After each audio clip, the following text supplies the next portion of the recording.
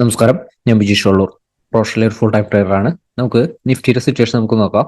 നിഫ്റ്റിയുടെ വരും ദിവസങ്ങളിൽ മാനേജ് ചെയ്യാനുള്ള സിറ്റുവേഷൻ നോക്കാം. അതിന് മുൻപ് തന്നെയായിട്ട് കറണ്ട് ട്രെൻഡ് നമുക്ക് നോക്കാം. കറണ്ട് ട്രെൻഡ് സ്റ്റിൽ വീക്ക്നെസ് തന്നെയാണ്. ലോങ് ടൈം വ്യൂവിലാണ് ഞാൻ പറയുന്നത്. കറണ്ട് ട്രെൻഡ് സ്റ്റിൽ വീക്ക്നെസ് ആണ്. 22,320 മെയിൻ ആയിട്ടുള്ള റെസിസ്റ്റൻസ് ഏരിയ.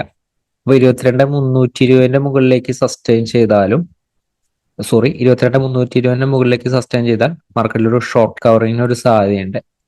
പക്ഷെ ട്രെൻഡ് സ്റ്റിൽ നെഗറ്റീവ് തന്നെയാണ്. ഈ ട്രെൻഡ് സ്റ്റിൽ നെഗറ്റീവ് എന്ന് പറയുന്നത് എന്തുകൊണ്ടാണെങ്കിൽ നിഫ്റ്റിയിലും ഇവിടെ നിന്നൊരു ഫാള് ക്രിയേറ്റ് ചെയ്തിട്ടുണ്ട്. ഈ ഒരു ഫാള് ക്രിയേറ്റ് ചെയ്തിരിക്കുന്ന ഈ ഒരു ഗ്യാപ്പ് നിഫ്റ്റിയുടെ ഒരു റെസിസ്റ്റൻസ് ഏരിയ ആയിട്ട് നിഫ്റ്റിയിൽ ആക്ട് ചെയ്യും. ഇപ്പോൾ വരും ദിവസങ്ങളിലായാലും നിഫ്റ്റിയിലായാലും ഒരു ഷോർട്ട് ടൈം അപ്പ് മൊമെന്റത്തിന് സാധ്യത കിട്ടണമെങ്കിൽ നിഫ്റ്റി നമ്മൾ ഈ നൽകിയിരിക്കുന്ന ഈ റെസിസ്റ്റൻസ്, അതുപോലെ തന്നെ ഈ ഒരു ഗ്യാപ്പ് റെസിസ്റ്റൻസിൽ നിന്ന് പ്രോഫിറ്റ് ബുക്കിംഗ് കഴിഞ്ഞതിന് ശേഷം ഈ റെസിസ്റ്റൻസിന്റെ മുകളിലേക്ക് സസ്റ്റെയിൻ ചെയ്താലാണ് ഒരു ഷോർട്ട് ടൈം അപ്പ് മൂവ്മെന്റത്തിന് സാധ്യത. പക്ഷെ ലോങ് ടൈമിലല്ല അത്.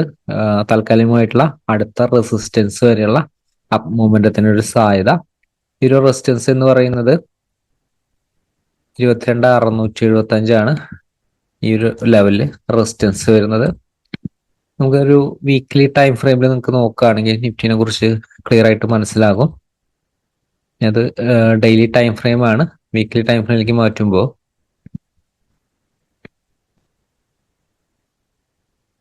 ഇത് നിഫ്റ്റിയുടെ വീക്ക്ലി ടൈം ഫ്രെയിമിലാണ്. വീക്ക്ലി ടൈം ഫ്രെയിമിലായാലും നിഫ്റ്റിയിൽ നോക്കി കഴിഞ്ഞാൽ അറിയാനായിട്ട് സാധിക്കും.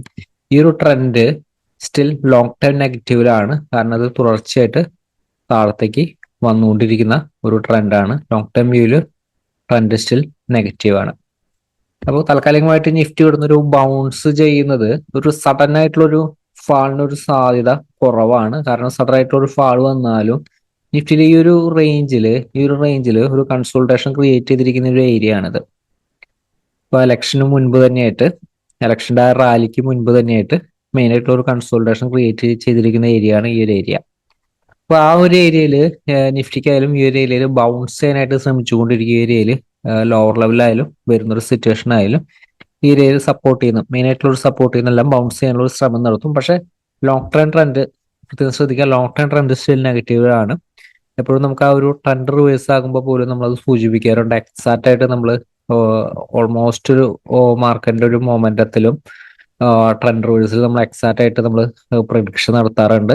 നമ്മൾ ഈ ഒരു ലെവൽ തന്നെ തിരിച്ച് ബൈയിലേക്ക് കടന്നപ്പോൾ നമ്മൾ ഷോർട്ട് ടൈം ബൈ നമ്മൾ സൂചിപ്പിച്ചിരുന്നു. അതേപോലെ തന്നെ ഈ ഒരു ലെവലിൽ നിന്ന് റിവേഴ്സ് ആയപ്പോൾ എക്സാക്റ്റ് ആയിട്ട് നമ്മൾ ഈ ഒരു ലെവലിലൊക്കെ ബൈ ട്രെൻഡ് തന്നെയായിരുന്നു നമ്മൾ നിലനിർത്തിയിരുന്നത്. അതേപോലെ തന്നെ ഈ ഒരു ലെവലിൽ 400ന്റെ താഴത്തേക്ക് ക്ലോസ് ചെയ്തപ്പോൾ ലോങ് ടൈം റിവേഴ്സിൽ എക്സാക്റ്റ് ആയിട്ട് നമ്മൾ പ്രഡിക്ഷൻ നടത്തിയിരുന്നു. അതേപോലെ തന്നെ നമ്മൾ മുൻപും വലിയൊരു ഹയർ ലെവലിൽ നിന്നൊക്കെ റിവേഴ്സിലും ലോവർ ലെവലിൽ നിന്നുള്ള ഒരു റിവേഴ്സിലും ഒക്കെ നമ്മൾ എക്സാക്റ്റ് ആയിട്ട് പ്രഡിക്ഷൻ നടത്തിയിട്ടുള്ളതാണ്. എപ്പോഴും ചാനൽ ഡെയിലി കാണാനായിട്ട് ശ്രമിക്കുക. കൃത്യമായിട്ടൊരു അപ്ഡേറ്റുകൾ നിങ്ങൾക്ക് അത് കിട്ടും. മാർക്കറ്റിലെ വലിയ ഓപ്പർച്യൂണിറ്റികൾ എപ്പോഴും മാർക്കറ്റിൽ കിട്ടും. എപ്പോഴും മനസ്സിലാക്കേണ്ട ഈ ഒരു ഏരിയ അത് ഇങ്ങനെയാണ് വർക്ക് ചെയ്യുക. നിഫ്റ്റിനെ കുറിച്ചായാലും നമ്മൾ പറഞ്ഞു, ഇൻ കേസ് ലോവർ ലെവലിലേക്ക് പോയാലും 21,000 ലെവൽ വരെ 21,000 വരെ ഇങ്ങനെ ലോവർ ലെവലിൽ നിന്ന് ഇങ്ങനെ ബൗൺസ് ചെയ്യാനായിട്ടൊരു ശ്രമം നടത്തും. പക്ഷെ എക്സാക്റ്റ് ആയിട്ടുള്ള സപ്പോർട്ട് റെസിസ്റ്റൻസ് അനുസരിച്ച് മാനേജ് ചെയ്യുക. നമ്മൾ കഴിഞ്ഞ ദിവസത്തെ വീഡിയോസിൽ നമ്മൾ സൂചിപ്പിച്ചിരുന്നു. കഴിഞ്ഞ ദിവസത്തെ ഡെയിലി ക്യാൻഡിൽ നോക്കിക്കഴിഞ്ഞാൽ നിങ്ങൾക്ക് മനസ്സിലാകും ചെറിയൊരു ഡെയിലി ക്യാൻഡിലാണ് ഫോം ചെയ്തിരിക്കുന്നത്. നമ്മൾ കഴിഞ്ഞ ദിവസത്തെ വീഡിയോസിൽ വ്യക്തമായിട്ട് പറഞ്ഞു നിഫ്റ്റിയുടെ ഒരു എക്സ്പയറി ഈ ഒരു ചെറിയൊരു റേഞ്ചിൽ നിലനിർത്താനായിട്ട് നിഫ്റ്റി ശ്രമിക്കും. അതിന്റെ ഡീറ്റെയിൽ ആയിട്ട് നമ്മൾ കഴിഞ്ഞ സെക്ഷനിൽ അത് പറഞ്ഞതാണ്. എപ്പോഴും മനസ്സിലാക്കുക. അപ്പൊ എപ്പോഴും ഓരോ ദിവസത്തെ ഒരു മാർക്കറ്റ് അപ്ഡേറ്റ് ചെയ്യുമ്പോഴും ഒക്കെ വളരെയധികം ഇമ്പോർട്ടന്റ് ആണ്. ചെറിയ ജസ്റ്റ് ഒരു കണ്ടന്റ് ആയാലും, ജസ്റ്റ് 1 മിനിറ്റ് 2 മിനിറ്റ് കണ്ടന്റ് ആയാലും വളരെ ഇമ്പോർട്ടന്റ് ആണ്. വരും ദിവസത്തെ മാർക്കറ്റിൽ എങ്ങനെ നിലനിൽക്കണം, ഇതൊക്കെ ഓൾമോസ്റ്റ് മാർക്കറ്റ് ഒരു മൊമെന്റ് ഒക്കെ നോക്കി പഠിച്ച് ഒരുപാട് മണിക്കൂറുകൾ സ്പെൻഡ് ചെയ്തതിന് ശേഷമാണ് ഒരു ജസ്റ്റ് ഒരു 10 മിനിറ്റോ 15 മിനിറ്റോ ആ ഒരു വീഡിയോ അയക്കുന്നത്. അപ്പൊ നമുക്ക് നോക്കാം. വരും ദിവസങ്ങളായാലും നമുക്ക് ഇൻട്രാഡേയിൽ നമുക്ക് നിഫ്റ്റിനെ മാനേജ് ചെയ്യാനായിട്ട് നമുക്ക് എങ്ങനെയാണ് മാനേജ് ചെയ്യേണ്ടത്. ഇൻ കേസ് വലിയൊരു ഗ്യാപ്പ് അപ്പ് ഓപ്പണിംഗ് ആണ്, വലിയൊരു ഗ്യാപ്പ് ഡൗൺ ഓപ്പണിംഗ് ആണ് വരുന്നതെങ്കിൽ നമുക്ക് എക്സാക്റ്റ് ആയിട്ട് എങ്ങനെ മാനേജ് ചെയ്യാം. റൈറ്റ് സപ്പോർട്ട് റെസിസ്റ്റൻസ് നമുക്ക് നോക്കാം. നമ്മൾ കഴിഞ്ഞ ദിവസത്തിൽ നിഫ്റ്റിനെ കുറിച്ച് പറഞ്ഞത് നിഫ്റ്റിക്ക് 22,460 താഴത്തേക്ക് സസ്റ്റെയിൻ ചെയ്ത വീക്ക്നെസ് ആണ്. ഷോർട്ട്സ് ആൻഡ് ഓപ്പർച്യൂണിറ്റിക്ക് തന്നെയാണ് സാധ്യത 22,460. പക്ഷെ നമ്മൾ കഴിഞ്ഞ ദിവസത്തെ അപ്ഡേറ്റ് നൽകിയിട്ട് ശ്രദ്ധിക്കുക, വലിയൊരു ഫാള് 22,250 താഴെ മാത്രമാണ് നമ്മൾ സജഷൻ നടത്തിയിരുന്നത്.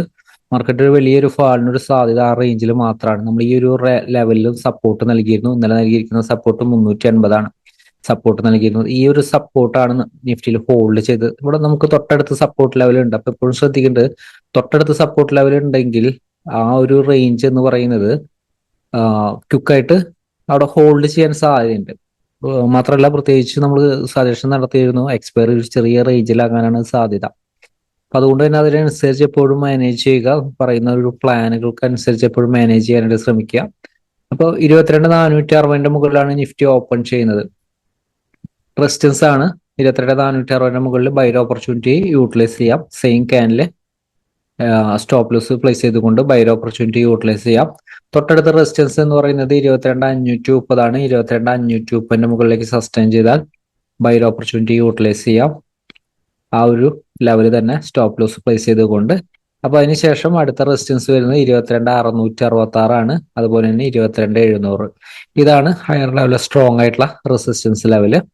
ഈ ഒരു ലെവല് ഇൻ കേസ് ഓപ്പൺ ചെയ്യുന്നത് ഈ ഒരു ലെവലിന്റെ ഇടയിലാണ്, 22,666 700 ഇടയിലാണെങ്കിൽ ഈ ഒരു ലെവലില് മുകളിലേക്ക് ബ്രേക്ക് ചെയ്യാനായിട്ട് വെയിറ്റ് ചെയ്യുക. ബൈ ഓപ്പർച്യൂണിറ്റിക്ക് സ്റ്റോപ്പ് ലോസ് 22,666 മാത്രമാണ്.